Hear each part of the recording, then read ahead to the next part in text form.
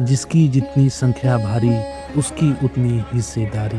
अब वोट हमारा राज तुम्हारा, नहीं चलेगा नहीं चलेगा।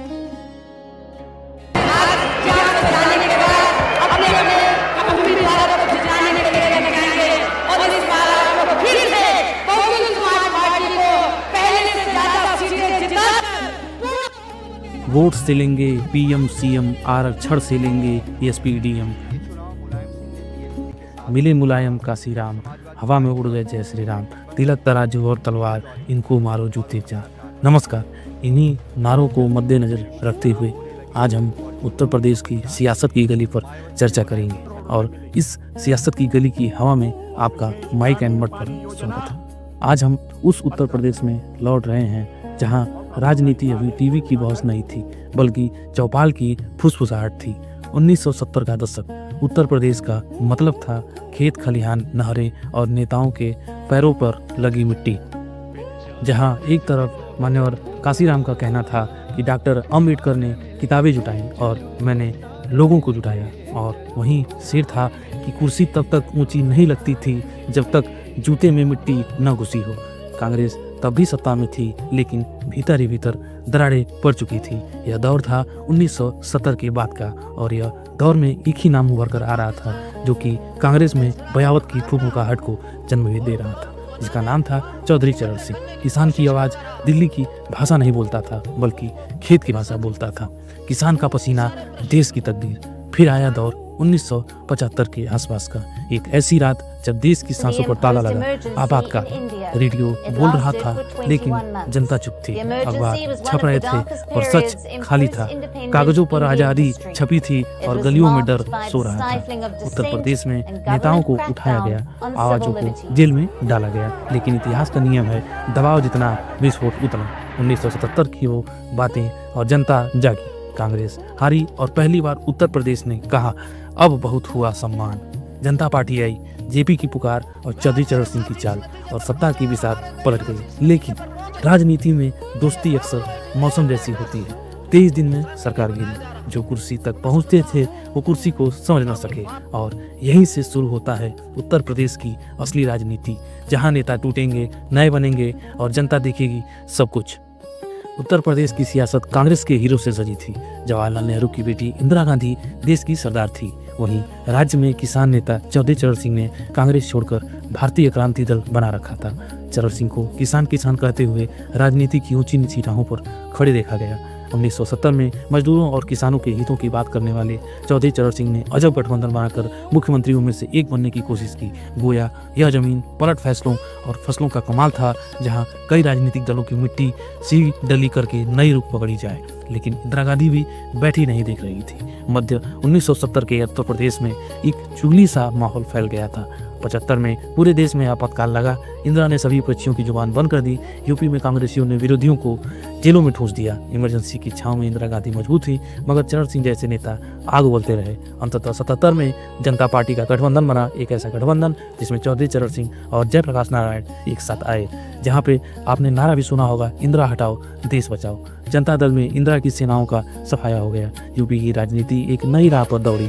इस गठबंधन में ही जनसंघ के युवा नेता अटल बिहारी वाजपेयी सामने आए, और राम मंदिर आंदोलन के पूर्व परिचारक लोकेंद्र भाई और नौजवान मुस्लिम नेता जयप्रकाश नारायण के सपने शामिल थे। और उसी में एक नारा चला था कि बारी बारी सबकी बारी, अब की बारी अटल बिहारी। इंदिरा गांधी के समर्थन से बनी उनकी सरकार चौधरी चरण सिंह ने 2.5 महीने तक देश की बेदार कुर्सी संभाली। इंदिरा गांधी के समर्थन से बंद हो गई, लेकिन किस किस की मनमर्जाना समझनी थी।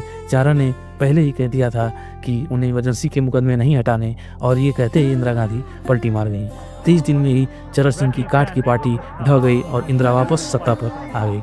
1980 में इंदिरा की वापसी ने यूपी में कांग्रेस की डोलाई सरकार बनाई।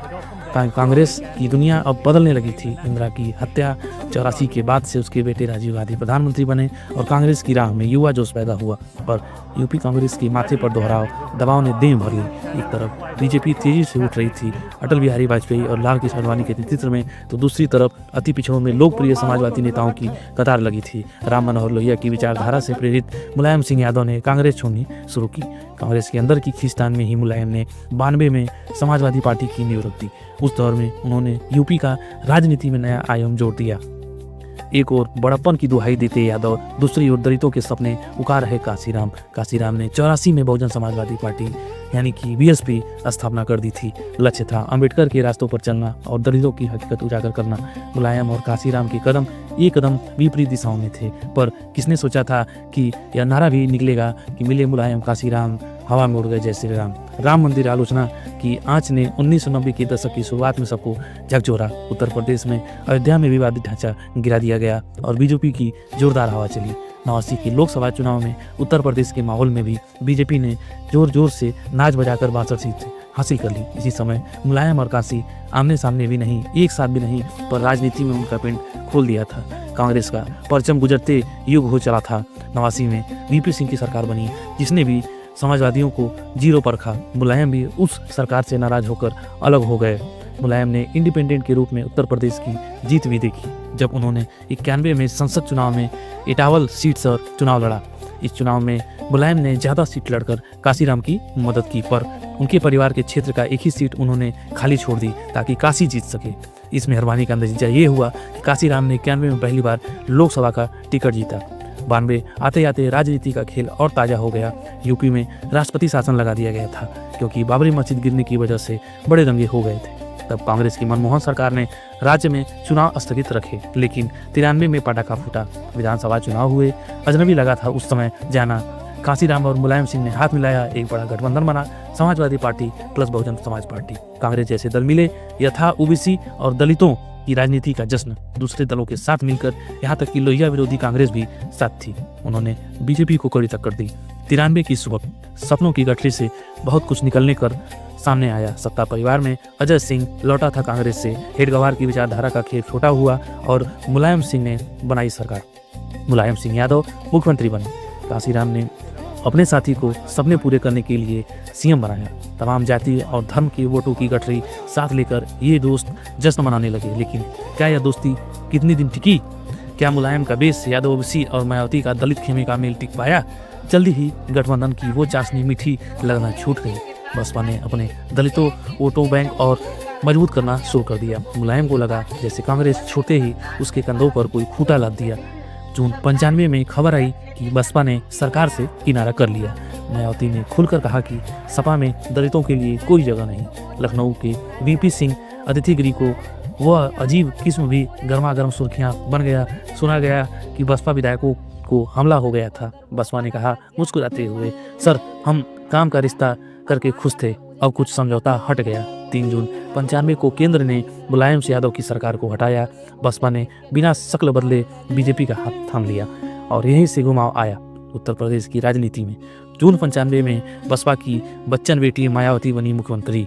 पहली बार उत्तर प्रदेश के सूबे में दलित महिला की राज तिलक हुई और नारा भी गूंज रहा था कि दिल्ली का रास्ता लखनऊ से होकर गुजरता है और लखनऊ की यह डगर रंजिशों, प्रेम, विश्वासघात और बलिदानों से भरी हुई है। पहली बार उत्तर प्रदेश के सूबे में दलित महिला की राज तिलक हुई और बीजेपी के हाथ साफ हो गए। अजीत सिंह भी आए थे। बसपा के पलड़े में 10 मंत्री थे, बीजेपी के 8 और रालोद के 2। ला मेमोरियल ग्राउंड पर विशाल समारोह हुआ और पहली बार ऐसा हुआ कि बसपा, भाजपा, रालोद ने मिलकर एक सरकार बनाई। मगर राजनीति में सियासतदानों का कोई पैगाम कभी अस्थायी नहीं रहता। जैसे ही वोट बैंक की गठरी सिकुड़ने लगी, बसपा भाजपा का रिश्ता भी लिपटने लगा। 96 आते आते नई अनचाही सरकारें बन गई। देश में अटल बिहारी वाजपेयी संघ सरकार, यूपी में कुछ महीनों के लिए भैया कश्यप की सरकार। 97 में बसपा फिर गई। 97 के अंत में नई बीएसपी सपा की दोस्ती भंग हुई। दिसंबर 2002 आया एक अजब शुभ। उत्तर प्रदेश में फिर चुनाव। इस बार बसपा ने भारी बहुमत से जीत ठोकी, 203 सीटें। मायावती लौटी मुख्यमंत्री। कई महीनों के लिए चमत्कार हो गया। चर्चित समाचार चिल्लाए कि बसपा अकेले बहुमत पर आ गई, मगर बसपा की यह चौपाई ज़्यादा दिन नहीं चली। 2003 में फिर सपा की वापसी हुई। मुलायम सिंह यादव लौटे मुख्यमंत्री। राजनीतिक भौर में कांग्रेस सहारा बन गई। फिर 2007 में आया नया रंग ढंग। बसपा ने 206 सीटें ले ली। मायावती ने तीसरी बार मुख्यमंत्री की कुर्सी जमाई। अब बसपा अकेले थी, कांग्रेस बीजेपी दोनों को पीछे छोड़ दिया था। मायावती ने सरकारी महल को पर्यटकों से सजाया। चारों ओर बौद्ध मूर्तियां, गणेश शिव के दिग्गज उपहार। ये उपहार है आम जनता को, वो बोली। मगर राजीव गांधी और बाबू अंबेडकर के बड़े बड़े पुतले चर्चा में रहे। कुछ लोगों ने कहा बसपा के नक्शे में अक्स भाजपा की कमीली बाकी प्रधानमंत्री घर पर थी। 2012 का द्वार खुला तो मुलायम सिंह ने जवाबी फतेह कर ली। समाजवादी पार्टी ने 224 सीटें, संगीत फिर वही पुराना, साज कुछ नया। कांग्रेस ने सपा का हाथ थामा, अपनी सीटें मिलाकर कुल मिलाकर गठबंधन बढ़ाया। मोर्चा संभाला मुलायम ने, मायावती चुप थी। बसपा गिनती में 80 सीटों को मोड़ गई। अखिलेश यादव घोषित हुए मुख्यमंत्री। उत्तर प्रदेश की सपा सरकार छा गई और नारा था नई सपा है, नई हवा है, जिसका जलवा कायम है उसका नाम मुलायम है। अखिलेश यादव मुख्यमंत्री घोषित हुए। उस समय प्रदेश भर में जश्न था। यादव मुस्लिम हरिजन एक साथ कोरा पैंट खींचकर तीसरे चौथे पायदान पर चढ़ रहे थे। पर 2014 का लोकसभा आंधी जैसे आई। केंद्र की ओर चलती चली सरकारी ट्रेन से मोदी योगी ने पूरी खिड़की खोल दी। यूपी के लोकसभा मतदान में बीजेपी ने ताबड़तोड़ हमला किया। सिर्फ 5 सीटें छोड़कर 76 सीटें जीती। संयोग से पिछली बार मायावती को 20 मिली थी, वो इस बार खामोश रही। कांग्रेस के घोषणा पत्र धूल जम गई थी, खासकर जब राहुल गांधी अमेठी में हार कर लौटे। इस लोकसभा ने साबित कर दिया उत्तर प्रदेश में हिंदू वोट फिर कांग्रेस के बजाय बीजेपी पर जा रहा था। 2017 विधानसभा चुनाव में तो भाजपा ने चांदी चढ़ाया, योगी आदित्यनाथ को मुख्यमंत्री बनाया। बीजेपी को मिली 325 सीटों की बमबारी। बढ़ते गए बसपा 19, सपा 47। सड़क से संसद तक सबको एहसास हुआ कि उत्तर प्रदेश की कहानी अब नरेंद्र मोदी और अमित शाह के प्लान पर लिखी जा रही है। सपा टूट गई, मुलायम और शिवपाल में विवाद खोलकर सामने आया। बसपा की उमंग अटकी, कांग्रेस तो जैसे जंगल में गुम हो गई। 2019 की लोकसभा में फिर महागठबंधन की हल्ला बोल। एक बार फिर समाजवादी अखिलेश, बहुजन मायावती और रालोद अजय सिंह साथ आए, जैसे 93 दूहर रहा हो।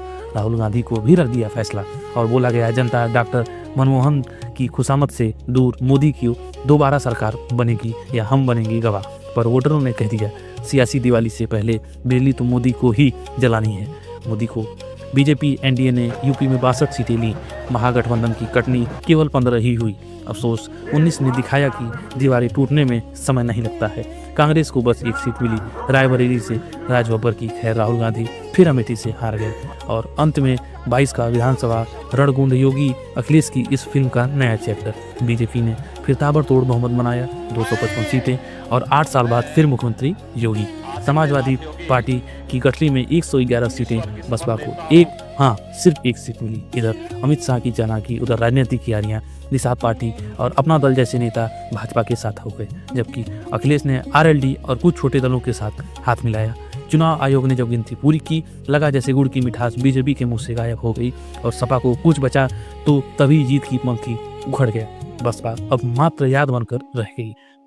फिर आज 2024 का लोकसभा नजारा आंखें फाड़कर देखिए। वोट डाले गए, परिणाम निकले और इस बार ताबड़तोड़ भाजपा का घेर टूटता दिखा। उत्तर प्रदेश में इंडिया गठबंधन बना, सपा प्लस कांग्रेस, जिसका नारा था दोस्ती है काशी यादव की, रामवन में वोट दोबारा, और महाजोत ने 43 सीटें ली। ठीक 19 की विपरीत एनडीए को मिली केवल 36, बिल्कुल जैसे 2019 बदला ले रही हो। महागठबंधन ने 43 सीटें ली। ठीक 2019 के विपरीत एनडीए को मिले केवल 36, बिल्कुल जैसे 2019 बदला ले रही हो। मोदी ने 33 सीटें, अखिलेश ने 37 और राहुल को 6 सीटों की सौगात मिली।